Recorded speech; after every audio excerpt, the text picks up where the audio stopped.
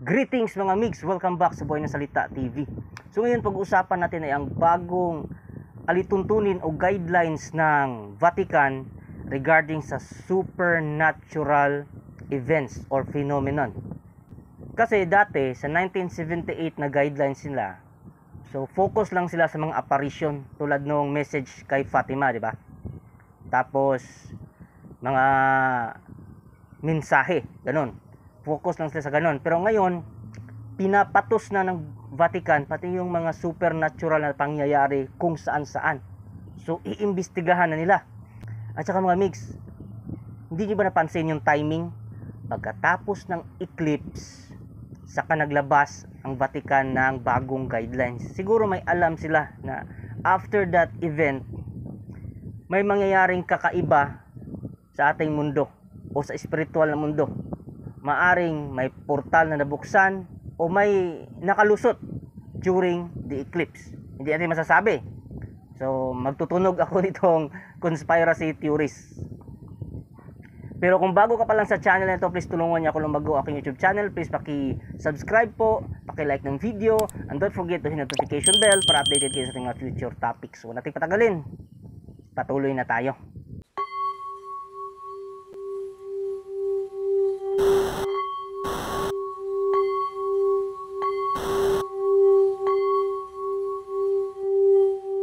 So mga mix, ito yung mga guidelines, i-discuss natin isa-isa.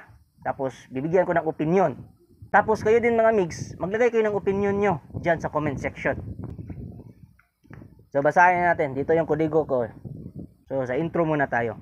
When it comes to the scope, the 1978 document dealt only with presumed apparitions and revelations. So ito yung ginawa nilang dating guidelines na focus lamang sa mga apparition, mga pagpapakita or pagpapahayag. While the new one expands its coverage to phenomena such as alleged apparition, visions, interior, exterior locutions, writings or messages, phenomena related to religious images, and psychophysical phenomena. This also include reported Eucharistic miracles. So, yung mga milagro within the church or outside the church, basta related sa mga Catholic images. So, mga medalyon, kasali na yun. Mga rebulto, kasali na. Siguro, isa sa mga nakapagpa-trigger sa kanila, yung rebulto na umiiyak, di ba? Tapos, pag-imbestiga, so, peke pala. So, may punto din naman yung Vatican. Kasi hindi naman lahat ng pinapakita dyan na nagmimilagro ay totoo talaga. Yung iba, inimbento lang para magkapera at lumakas yung turismo sa lugar nila. Patuloy natin. So ito yung unang guideline nila. Nihil obstat. So Latin word to. Meaning nothing obstructs. So deadma lang.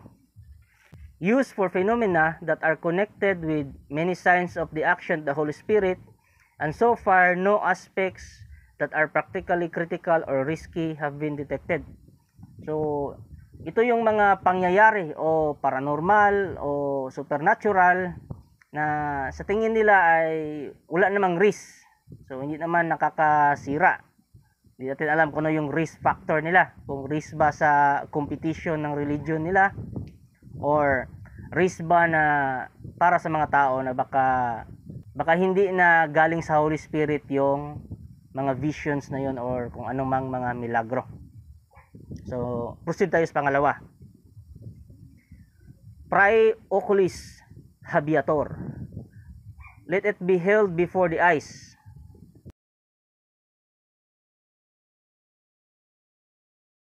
So ibig sabihin, huwag mo nang maniwala kaagad, even though to see is to believe. So mag-umbestiga. At ito naman yung pangatlo. Curator, it is attended to. Used for phenomena that have various significant critical elements, but have nevertheless spread widely, and are connected with verifiable spiritual fruits. In this case, the bishop is not encourage the phenomena and to seek out alternative expressions of devotion and possibly reorient its spiritual and pastoral aspects. So ito ay isang phenomena or supernatural na pangyayari na sa tingin nila may kaunting risk.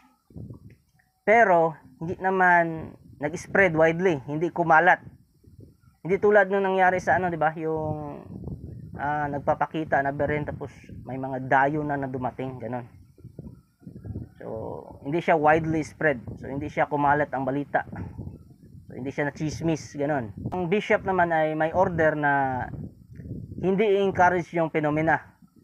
Pero, i-review natin kung ang phenomena ba yon ay meron bang maitutulong sa ating pagiging Katoliko. Sa aspeto ng pagiging Kristiyano, Katoliko, ay meron ba yung maitutulong na phenomena. So, yun yung i-evaluate ng bishop. Ito, sa aking pagkakaintindi lang to ha. So kung meron kayong mas malawak na explanation, i-comment nyo lang. Ito naman yung pang-apat. Submandato. Under mandate. So meron na talagang utos. So meron ng isinagawang o may inatasan na tao na yung utos ng Vatican ay masusunod dito. Kasi mandated na eh. Used for phenomena that are rich, positive in elements but are being misused in some way such as a person, family, or a group.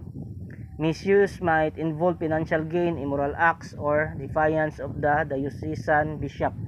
So, ito yung mga phenomena na sa tingin nila positibo. May matutulong sa ating pagiging Kristiyano or pagka-believer ni Christ. Pero, ginagamit ng isang pamilya. Kasi ang phenomena na to, hindi lang ito sa simbahan na, ang mga phenomena na to ay maaring mangyari kahit kanino. Kahit saan ka pa sa mundong ito. So, di ba? Para may significance yung eclipse na maaring may mga nakalabas ng mga spirits na maaring gumawa ng mga milagro. Kasi, ito, sa number 4 niya, yung mandato nila ay pag ginamit sa masama, sa pagkakaperahan ng isang pamilya o isang grupo, or sa scandalous act. So may mandato ang simbahan dito, yung Vatican. So hindi natin alam kung anong klaseng mandato yon, kung kumpiskahin ba yung bagay or yung pamilya na pinagkakaperahan yung rebulto o kung ano pa mang sacramental sa nagmilagro. So maaaring kumpiskahin o pagbawalin silang lumapit doon. Hindi natin alam kung anong klaseng mandato meron. So ito naman yung panglima. Prohibitor et obstruator. Prohibited and obstructed. So ito talaga, ito na yung pinagbabawal na technique. So kung anong mang klaseng supernatural na pangyayari ito, may mandato na ang simbahan na pinagbabawal ito at hindi ito angkop sa pagiging believer of Christ o pagiging Kristiyano o pagiging Katoliko. So basahin natin. Used for phenomena that have some positive elements but have very serious critical issues and risk. The bishop is to declare publicly that adherence to this phenomena is not allowed. So yung bishop maaring magmandato sa mga Katoliko na huwag nyong tangkilikin ang milagro na yan kasi may risk dyan. So maaaring hindi yan galing sa Holy Spirit. So ito na yon. Kasi after the eclipse, hindi natin alam kung ano yung nangyari. So maaring may mga ugok dyan ng mga faith healer or albularyo na makakagawa na ng milagro. Possible yan. Tapos ang tanong, sa Diyos ba galing yon? O sekretong pangalan na naman ng Diyos ko, no? Yan. So dyan na magkakatalo. Siyempre yung Vatican, playing safe lang sila. Hindi ko pinapanigan yung Vatican ha, kasi alam naman natin may mga issues din sila. Pero sa akin, logical thinking, yung pagiging playing safe nila ay malaking aspeto yan sa tulong bilang isang tao na rin, hindi bilang isang relihiyoso. Kasi pag nalinlang ka doon, matik na, hilain kaluluwa mo doon. So patuloy tayo sa pang-anim. Declaratio di non supernaturalitate. Declaration of non-supernatural. Used for phenomena that the bishop has found to be not supernatural based on facts and evidence that are concrete and proven, such as visionary admitting they lied, witness detecting fraud or mythomania. So ito yung pang-anim na maaring magdeklara ang simbahan na peke yan, hindi yan totoong fenomena. So ito yung mga sinasabi ko nung sa una pa lang na may mga gawa-gawa lang na milagro. So maaring ito pa rin na ideklara ng simbahan. So the church has the right to express that it is not supernatural. So deadmahin niya lang yan, huwag yung pakialaman yan kasi hindi yan supernatural, peke yan.